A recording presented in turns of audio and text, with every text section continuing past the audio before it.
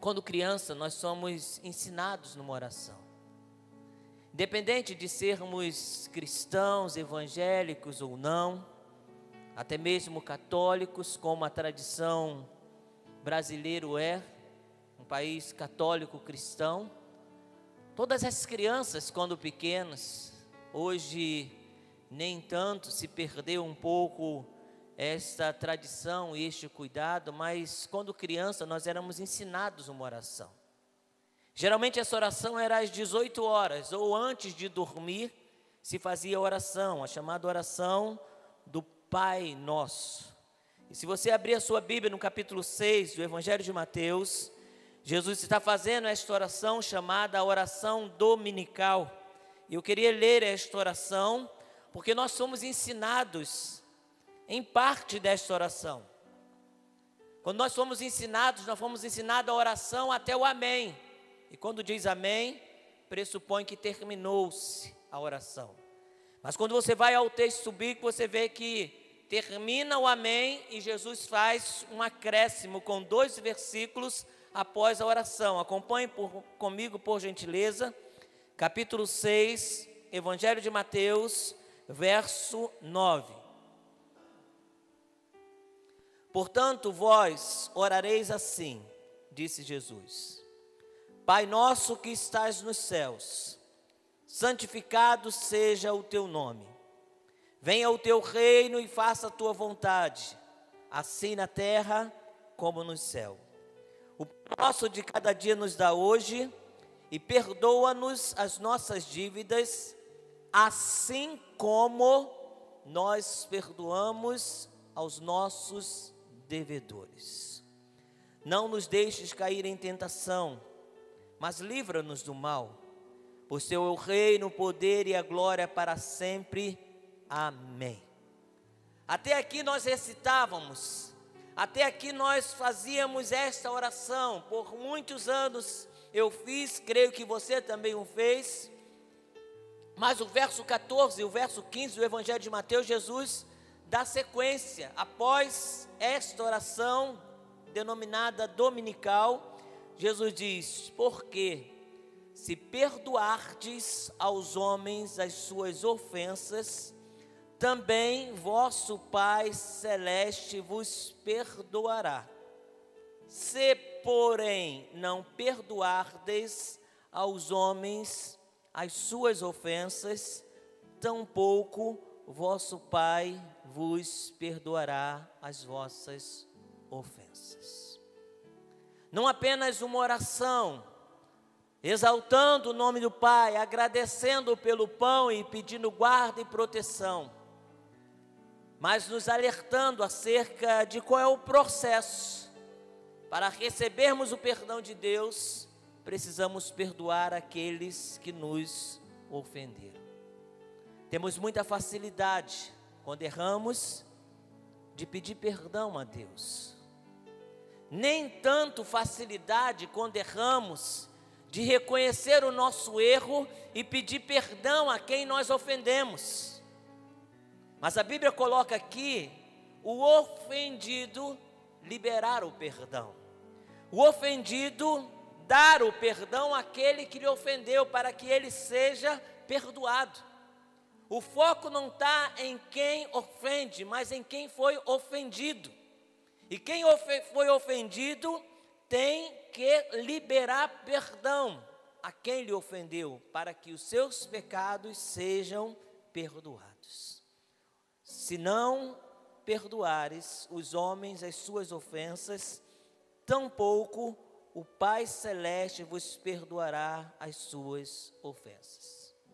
Você já está ligado que hoje a gente vai falar sobre perdão. E a igreja ela está sendo preparada, penso que neste tempo, para que quando viermos nos reunir novamente, esses dias já estão bem próximos, bem perto de nos reunirmos novamente, a gente poder transpor as barreiras que nos separavam.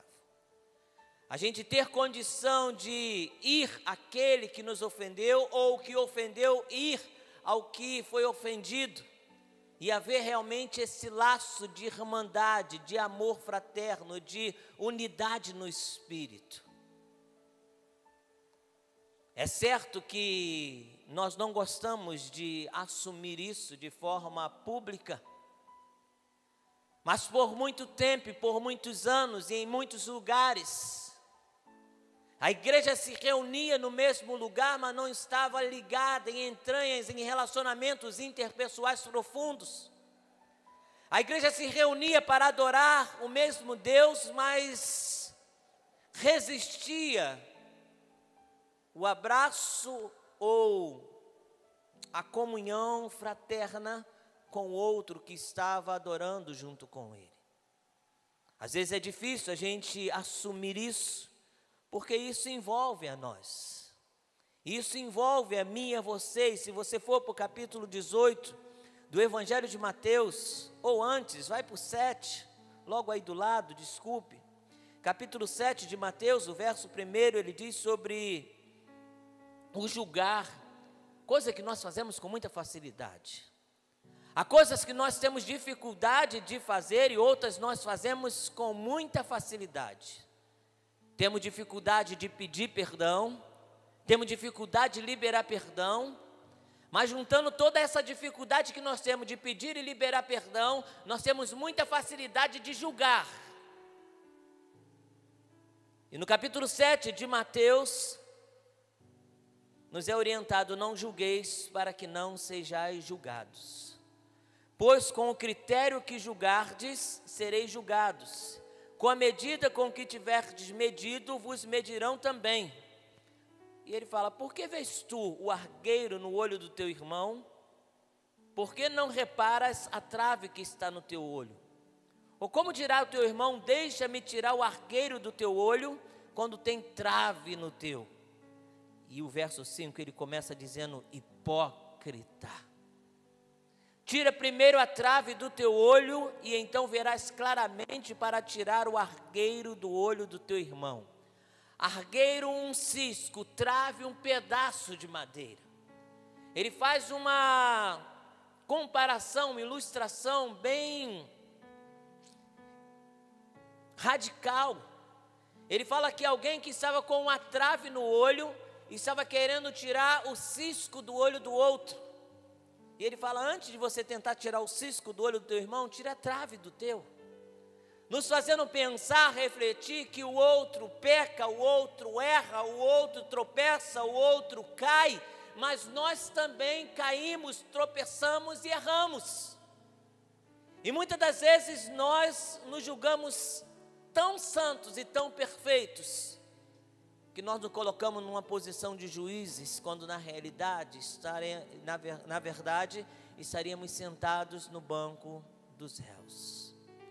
De igual modo, pecadores, justificados pelo sangue do Cordeiro.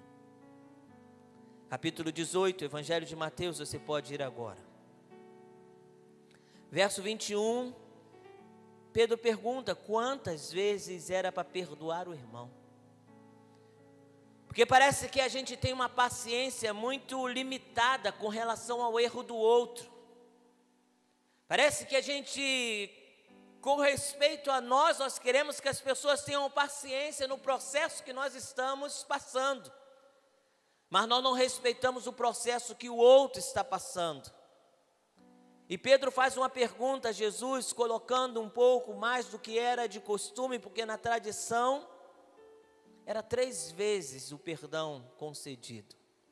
Pedro diz, aproximando-se de Jesus: Senhor, quantas vezes meu irmão pecar contra mim, eu tenho que lhe perdoar? Até 7? Pedro sabia que na tradição rabina era 3.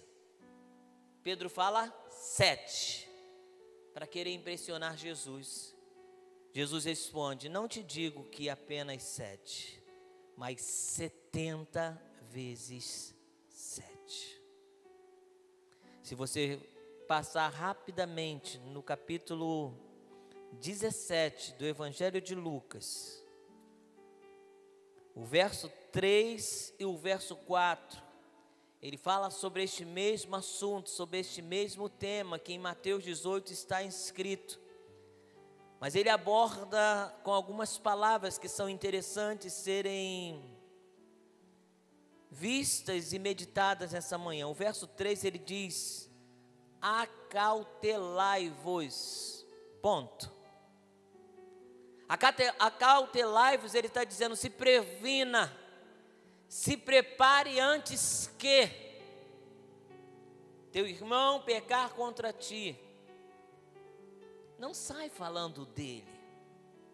Se teu irmão pecar contra ti, não fique chateado com ele. Se teu irmão pecar contra ti, não corte a relação fraternal com ele. Se teu irmão pecar contra ti, não fique por aí falando o que seu irmão fez contigo. Muitas das vezes se fazendo de vítima e tornando o outro algoz. Se fazendo de atingido e o outro um monstro que me feriu, um monstro que me magoou. Ele que fez isso. E muitas das vezes, irmãos, nós agimos totalmente contrário do que a Bíblia diz. A Bíblia fala que nós precisamos nos prevenir e nos preparar, porque é possível acontecer. É possível acontecer alguém nos frustrar, alguém nos decepcionar, alguém fazer algo que nos ofende, nos magoa, ou numa interpretação má, nós ficarmos magoados com alguma situação. E quando ficamos magoados, e quando somos contrariados, e quando algum irmão nos machuca, qual é a nossa atitude diante desse irmão, ou diante do corpo de Cristo?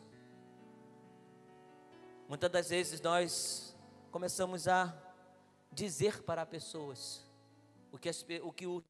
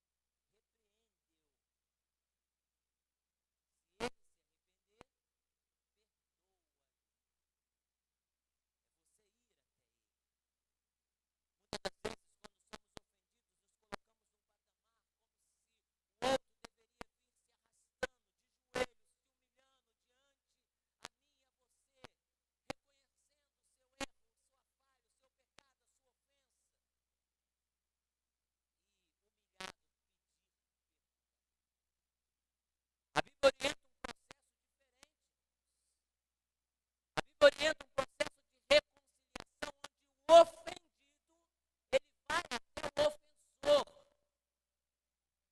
e ele exorta, e essa exortação, e essa repreensão é com amor, não é briga, não é confusão, não é contenda. Você dá tão importância à unidade do corpo, você dá tão importância ao amor fraternal, que quando aquele irmão te ofende, quando aquele irmão te magoa, Deus diz, por meio da palavra, que você deve ir até ele, repreendê-lo no amor, para que o laço fraternal seja restabelecido. Eu digo aos irmãos com toda sinceridade, muitas vezes nós não fazemos assim. Muitas vezes nós não obedecemos o que a palavra está dizendo. Muitas das vezes nós agimos totalmente contrário ao que a Bíblia diz. Nós nos colocamos na posição de juízes, nós nos colocamos na posição de mais favorecidos, ou mais merecedores. E eles que têm que vir, porque eles que pecaram, eles que erraram, eles que magoaram. A Bíblia diz que o ofendido vai até o ofensor.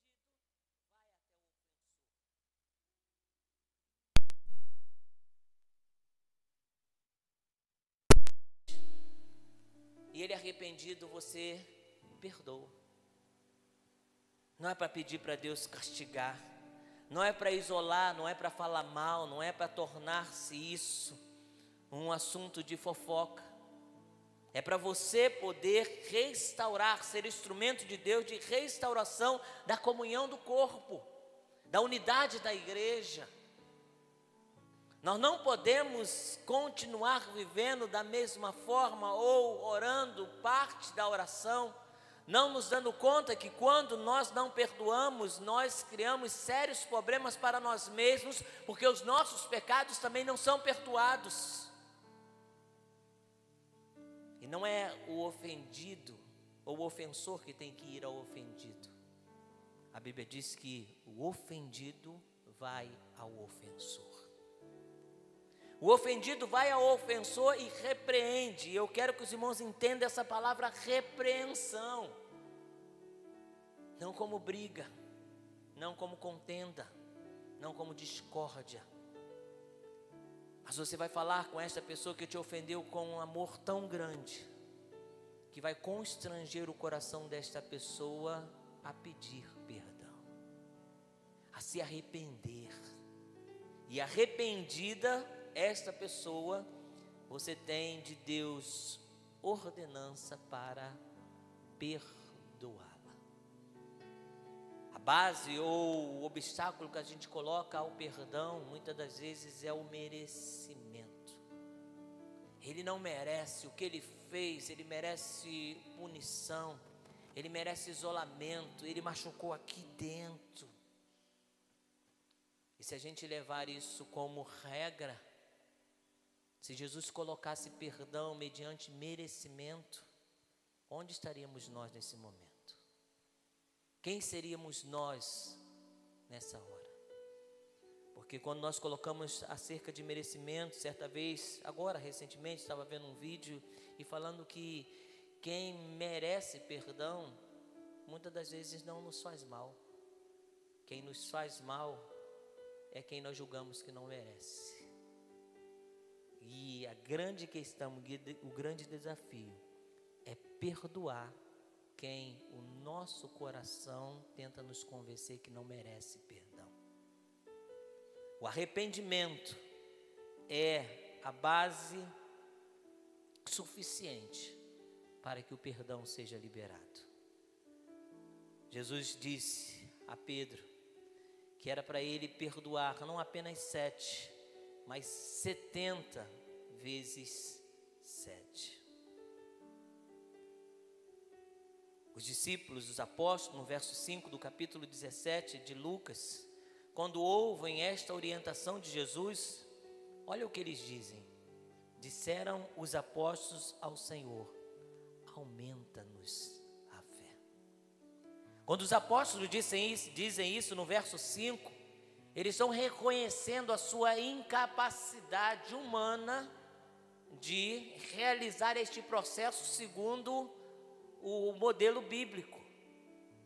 Senhor, eu não consigo sozinho. Senhor, me ajuda, aumenta a fé. Senhor, trabalha em mim. Tira de mim a mágoa, tira de mim o rancor, tira de mim a ira, Senhor. Faça-me ver aquele irmão que me ofendeu com amor. Faça-me ver aquela pessoa que me maltratou como alguém digna de ser bem tratada. Me ajude, Deus, a resgatar aquela pessoa por meio do teu amor.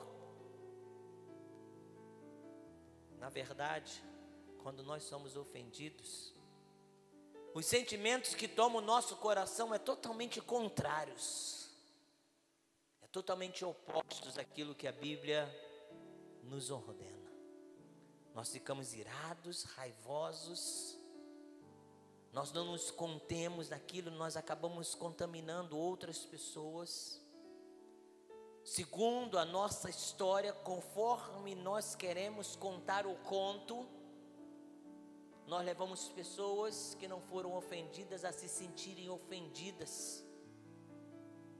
Nós contaminamos o corpo com algo que nós poderíamos evitar se fôssemos com amor até a pessoa que nos ofendeu e fizéssemos consciente do ato cometido e levássemos ao arrependimento por meio do Espírito Santo.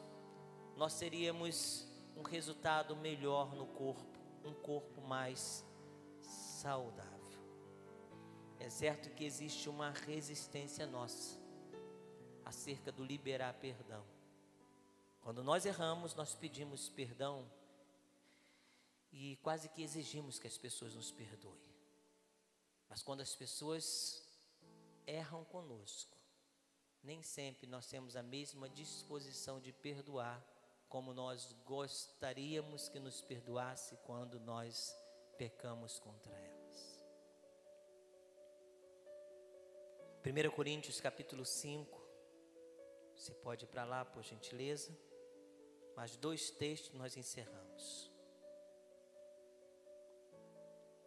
1 Coríntios capítulo 5, Paulo enfrenta uma situação na igreja em Corinto, ou de Corinto,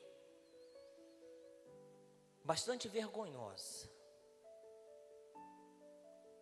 Paulo começa a sua fala no verso 1 do capítulo 5, dizendo: geralmente se ouve, já era algo que já estava sendo falado por fora, já era um assunto que estava sendo comentado, vamos dizer, no tempo de hoje, nas redes sociais, nas esquinas, nas casas, em reuniões secretas.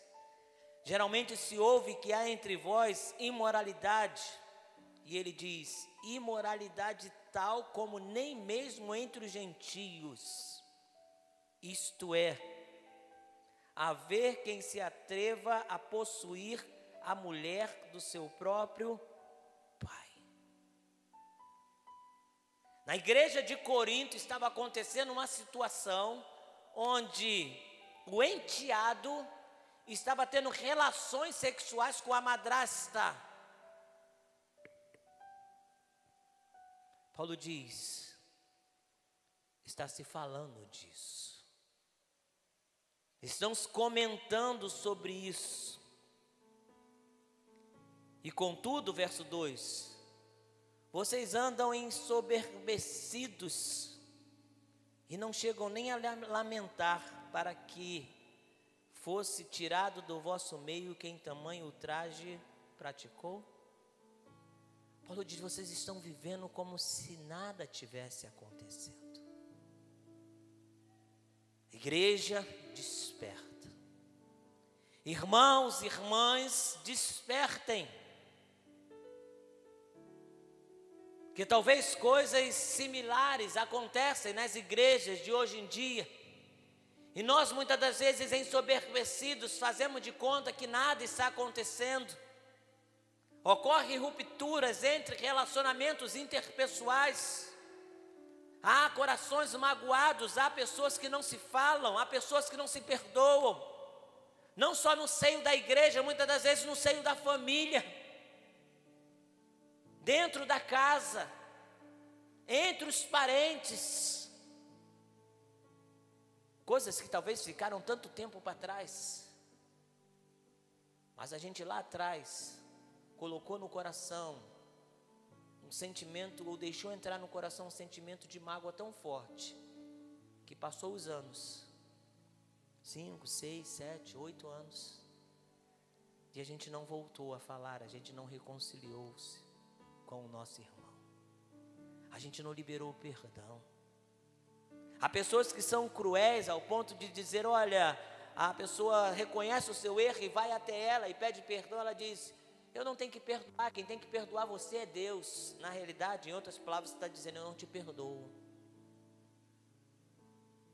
Você prende aquela pessoa e aquela pessoa se sente magoada, triste, porque ela pediu perdão e você não liberou. Quem vai te perdoar é Deus.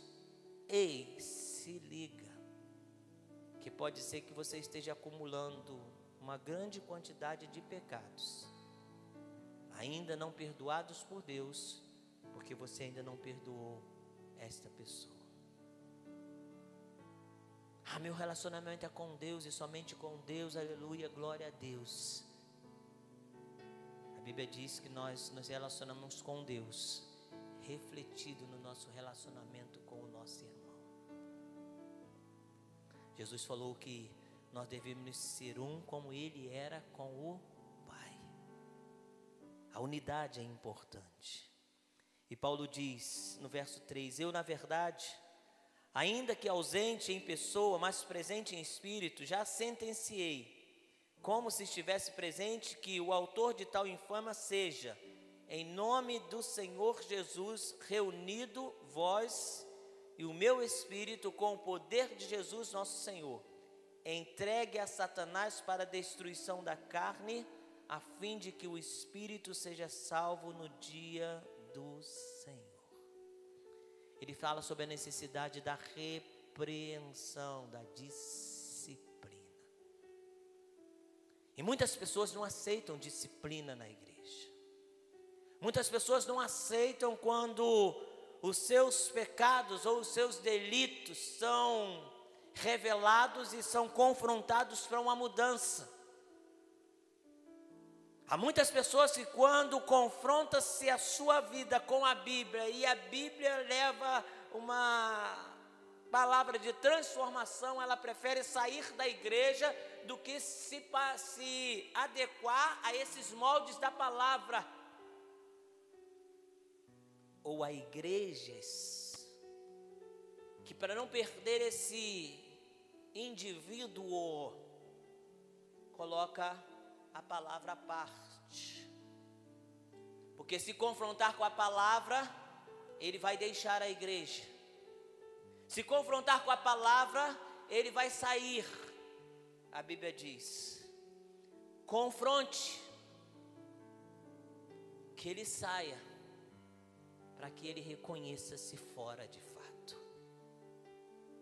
Que ele saia, e saindo ele se perceba fora. Mas o diabo é tão sujo, ele é tão astuto, que ele pega a pessoa, leva a pessoa a sair, e saindo conscientiza ela que ela ainda é corpo, que ela ainda é membro, que ela ainda é cristã, mesmo sem fazer parte do corpo. Os desigrejados. Eu não preciso estar na igreja, eu não preciso fazer parte do corpo, basta eu ter Deus aqui dentro.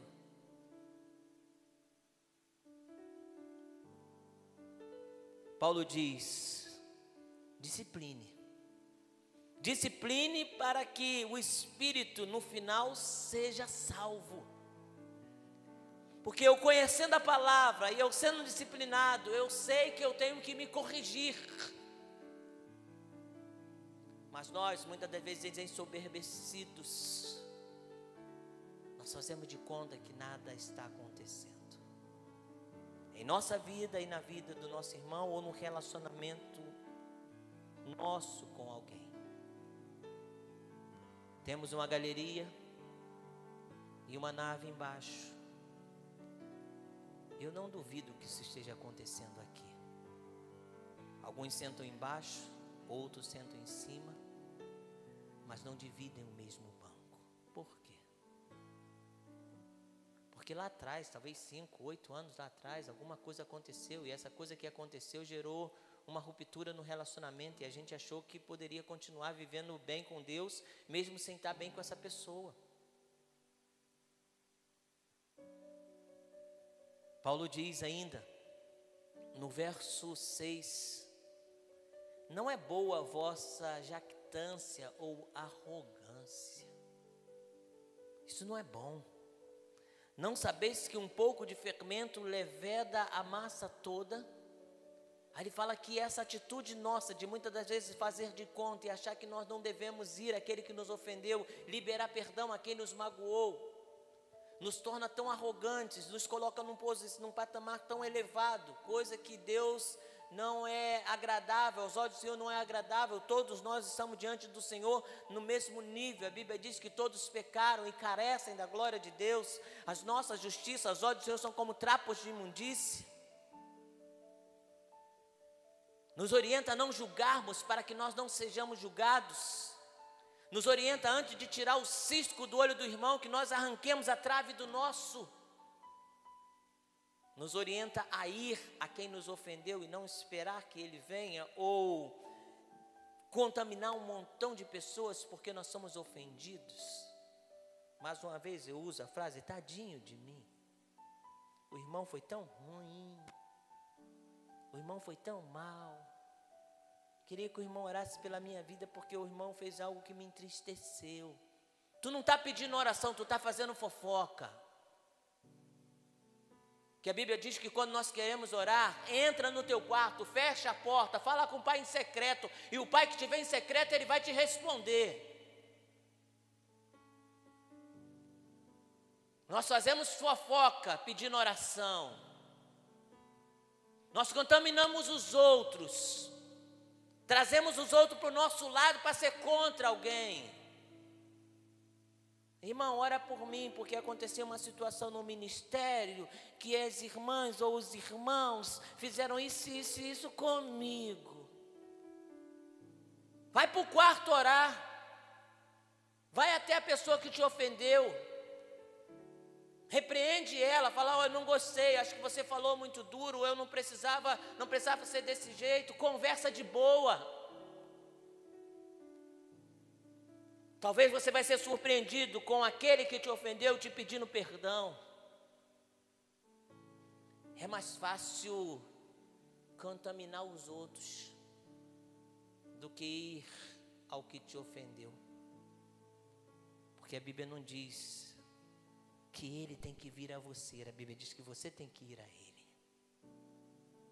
Mas eu que fui atingido, ele me magoou, ele me ofendeu. Amigo, reclama com Deus. A Bíblia diz que se teu irmão te ofendeu, vai até ele. Antes de colocar a oferta no altar, você sabe que tem alguém que você não está bem. Antes de colocar, ele fala: bota num cantinho, vai lá, acerta com ele, depois você vem e deposita a tua oferta. Até as nossas ofertas, se nós não fizermos em unidade de espírito com nossos irmãos, elas não estão sendo aceitas. Se nós não perdoamos a quem nos ofende, o nosso bolinho de pecado vai só aumentando. Porque Deus diz: se você não perdoar, você também não será perdoado.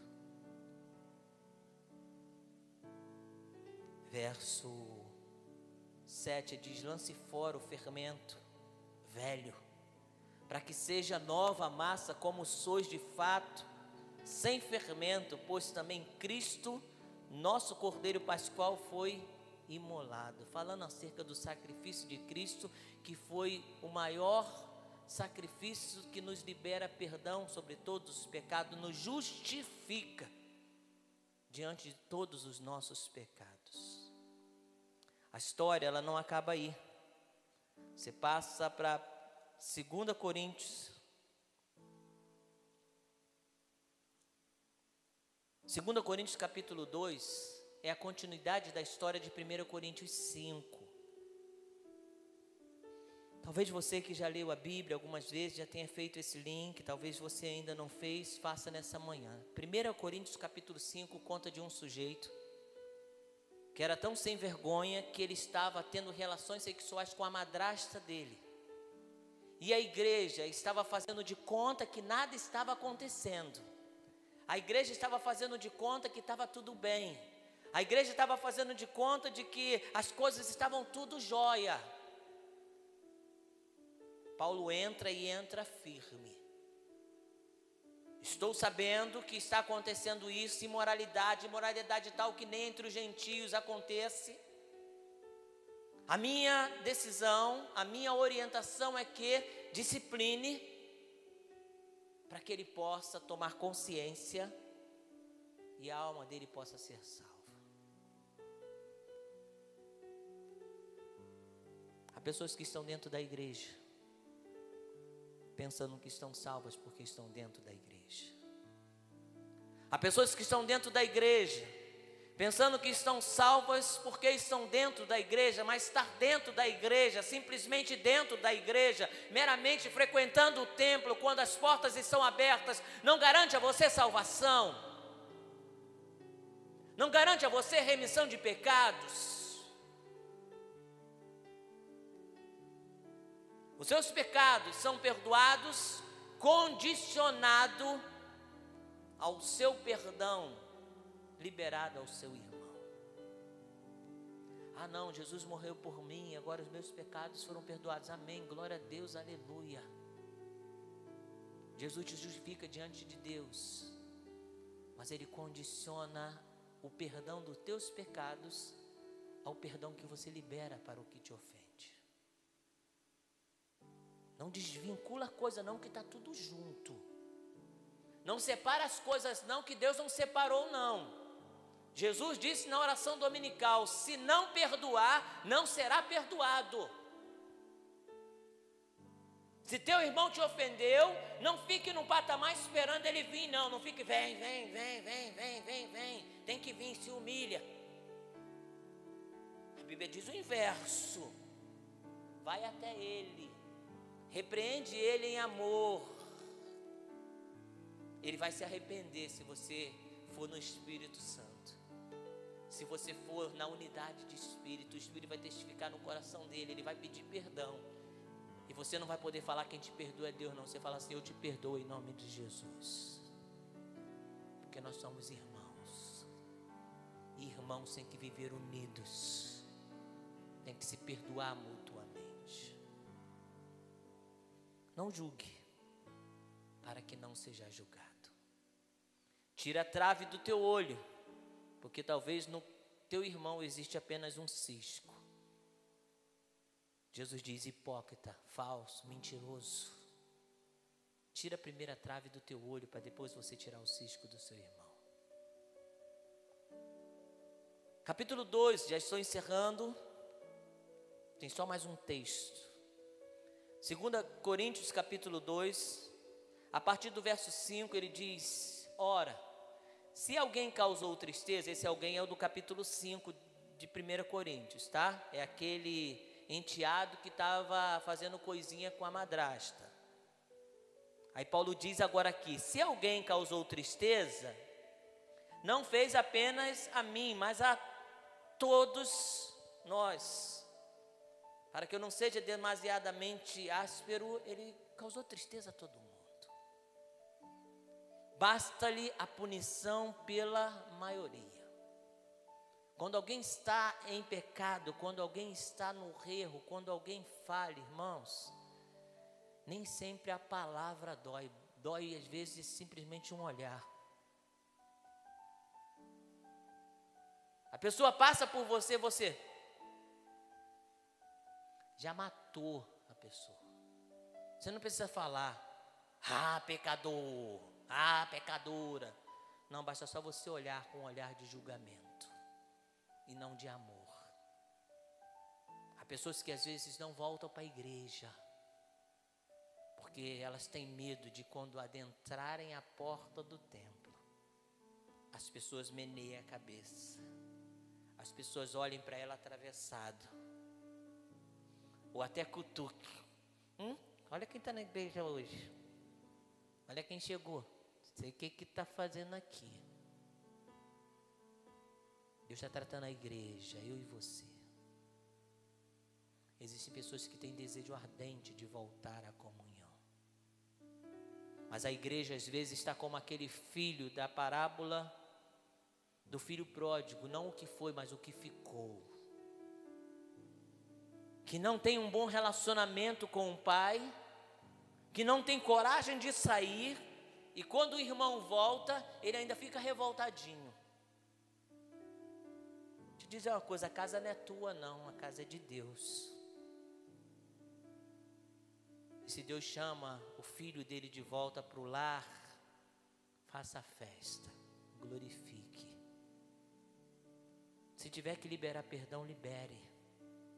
Quando ele voltar, se precisar ir até ele enquanto ele não voltou, talvez a tua ida a ele pode ser a ponte que traga-o de volta, ou traga-a de volta para casa. Talvez o problema não é a igreja como um todo, talvez seja você, seja eu, seja a pessoa que está do seu lado assistindo o culto nessa manhã. Eu não tenho bola de cristal, mas Deus sabe o que está passando na tua cabeça nessa hora. E Deus sabe quem te ofendeu e a quem você deve liberar perdão. Deus sabe a quem você deve ir. E hoje a coisa está mais fácil. Antes a gente não tinha celular, antes a gente não tinha WhatsApp, antes a gente não tinha Facebook. Hoje tu já pode começar a quebrar o gelo numa mensagenzinha de bom dia. O cara, epa, que é isso? Quem está mandando bom dia para mim? Aí na segunda tu já fala assim, irmão, queria conversar, estou orando pela tua vida, poxa. E aí começa uma conversa ainda não presencial, mas chegará uma hora que vocês precisarão se encontrar, se abraçar e se perdoar. Hoje não está podendo abraçar não, pastor. Ei, calma aí, daqui a pouco tu vai poder abraçar, tá? Não fica dando justificativa não, que daqui a pouco isso vai acabar. Você pode mandar um abracinho virtual para ele, aquele desenhozinho da bonequinha assim de braço aberto. Verso 7. Ele fala, basta a punição pela maioria, porque a pessoa já sofre pelo julgamento dos outros, pelo olhar dos outros, pelo comentário dos outros. De modo que deveis pelo contrário, repito, verso 7, capítulo 2, 2 Coríntios, de modo que deveis pelo contrário, o oposto, perdoa-lhe e conforta-lo, para que não seja o mesmo consumido por excessiva tristeza. O natural nosso, Deus diz, faça o contrário. Perdoa e conforta ele, para que ele não seja consumido por excessiva tristeza. Pelo que rogo, que confirmeis para com ele o vosso amor. Juliane falou sobre amor na reflexão. Se não fizermos com amor, será como um sino que bate, faz só barulho. A igreja é marcada pelo amor, e muitas das vezes é pela falta de amor que a igreja perde a credibilidade. O amor de muitos se esfria. Então nós estamos no tempo do amor frio. Mas enquanto no mundo o amor se esfria, na igreja ele deve estar como uma chama muito acesa, para que as pessoas sejam atraídas para este lugar onde o amor transborda. Paulo diz, confirme para com ele o vosso amor. Por isso também vos escrevi, para ter prova de que em tudo sois obedientes. Parece que a gente obedece parte da Bíblia e outras partes nós não obedecemos. Verso 10 ele diz, a quem perdoais alguma coisa, eu também perdoo, porque de fato o tenho perdoado. Se alguma coisa tenho perdoado, por causa de vós o fiz na presença de Cristo. O verso 11, para que Satanás não alcance vantagem sobre vós ou sobre nós, pois nós não ignoramos os seus desígnios. Um dos desígnios de Satanás, uma das estratégias de Satanás é fragmentar o corpo, é romper as relações fraternais, é separar as pessoas, é criar mágoa no coração, é gerar ofensa entre irmãos. Porque a palavra diz que uma casa dividida ela não prospera. E se hoje nós temos tempo de consertar, que seja hoje. Que depois não adianta chegar à beira de um caixão e falar assim, eu queria ter pedido perdão. Eu queria ter liberado perdão. E talvez aquela pessoa, ela foi sem o seu perdão, desejando muito ser perdoado ou perdoada. Vivemos um tempo onde, mais do que nunca, nós temos sido conscientizados da brevidade da vida. Eu vou deixar passar a pandemia, depois eu marco um café. Eu vou deixar a pandemia, depois eu marco um encontro no shopping. Eu vou deixar passar a pandemia, depois eu faço isso, aquilo. Irmãos, vou me usar como exemplo, sem nenhuma soberba, sem nomes por discrição. Mas antes de ir para o Acre, em janeiro, eu sabia que eu tinha que ir reconciliar-me com algumas pessoas que me tinham ofendido. Eu sabia que eu não podia ir para o Acre sem antes fazer isso. Hoje nós somos irmãos de novo. Hoje nós somos amigos de novo. Hoje nós trocamos mensagem de novo. Não dá para fazer a obra de Deus de brincadeira ou de fantasia, fazendo de conta. Reconcilia-se enquanto é tempo. Quando você reconciliar, um montão de pecado some, apaga. Mas enquanto você não perdoa, tu está só amontoando.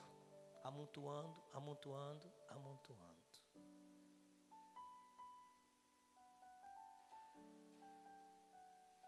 Para que Satanás não tire vantagem sobre nós. Último texto, Lucas 7. Lucas 7,36, a pecadora que ungiu os pés de Jesus. Convidou um dos fariseus para que fosse jantar com ele. Jesus, entrando na casa do fariseu, tomou lugar à mesa. Eis uma mulher da cidade, pecadora, sabendo que Jesus estava à mesa na casa do fariseu, levou um vaso de alabastro com unguento, e estando por trás, aos pés, chorando, regava-lhe com as lágrimas e com os cabelos enxugava, beijando os pés e ungia com unguento. Ao ver isso, o fariseu que o convidara disse consigo mesmo, na sua mente: se este fora profeta, bem saberia quem e qual é a mulher que lhe tocou, porque é pecadora. Jesus lê pensamento, tá? Jesus lê mente, tá? O que você pensa acerca do outro, Jesus lê, tá? Mesmo que você não fale, tá? Fica registrado lá. Uma hora vai aparecer no telão, não é assim que vocês falam? Uma hora vai aparecer no telão. O que você pensa, Jesus conhece. Metida, se sentindo tal. Olha ela, olha ele. Deus vai falar assim: olha tu, toma conta da tua vida. A pecadora estava ali, o fariseu começou a pensar consigo mesmo. No verso 40, Jesus se dirige ao fariseu e faz a pergunta: Simão, uma coisa tenho a dizer-te. Ele respondeu: diga, mestre. Jesus começa a contar uma historinha. Mano, quando Jesus começa a contar uma historinha, se prepara que é um ensino grande. Jesus nunca vai Jesus conta uma história e na história ele encaixa a pessoa. Jesus começou a contar uma história dizendo: um certo credor tinha 2 devedores. Um devia 500 denários e o outro 50. Não tendo nenhum dos 2 com que pagar, perdoou a ambos. Ele diz: qual deles, portanto, o amará mais? Simão respondeu: suponho que aquele é quem mais perdoou. Replicou: julgaste bem. Voltando para a mulher, disse: Simão, vê esta mulher?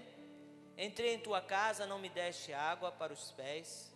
Ela, porém, regou os meus pés com lágrimas e enxugou com os cabelos. Não me deste ósculo, que tinha a prática de dar o beijo no rosto, que era a despedida, que era a entrada de um convidado de honra na casa. Ele disse: você não me deu o beijo no rosto. Ela, entretanto, desde que eu entrei, não cessa de me beijar os pés. Não me ungiste a cabeça com óleo, mas ela com bálsamo ungiu os meus pés. Por isso te digo, perdoado-lhe são seus muitos pecados, porque ela muito amou. Aquele a quem pouco se perdoa, pouco ama.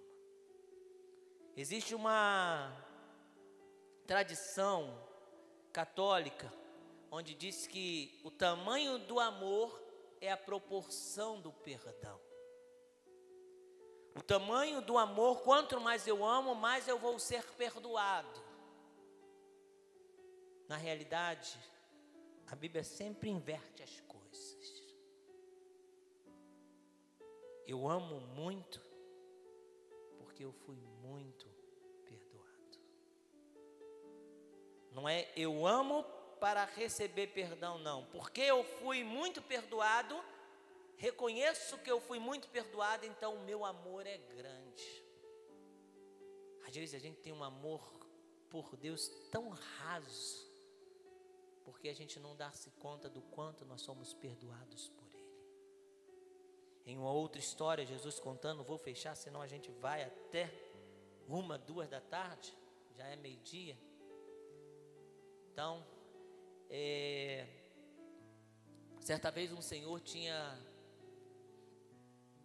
2 homens que deviam, e disse que um devia 300 denários e outro um pouco menos. E diz o texto que o Senhor chamou os 2 e perdoou, mas um que devia menos ainda devia este que devia uma quantidade maior. Os 2 indo de encontro, veio o que devia uma quantidade menor. O homem pegou no pescoço: pague a minha dívida. E o homem falou: eu não tenho como pagar, eu não tenho como pagar. Aquele homem chamou os verdugos e disse que levou à prisão até que pagasse todos os centavos. Alguém viu isso, achou injusto e foi até o Senhor e disse: o Senhor perdoou alguém que te devia uma grande dívida. Este alguém que o Senhor perdoou, olha, colocou um pobre homem na cadeia porque devia uma pequena dívida. O Senhor chamou de volta e o repreendeu de forma bastante severa. Encerro essa meditação fazendo-te pensar.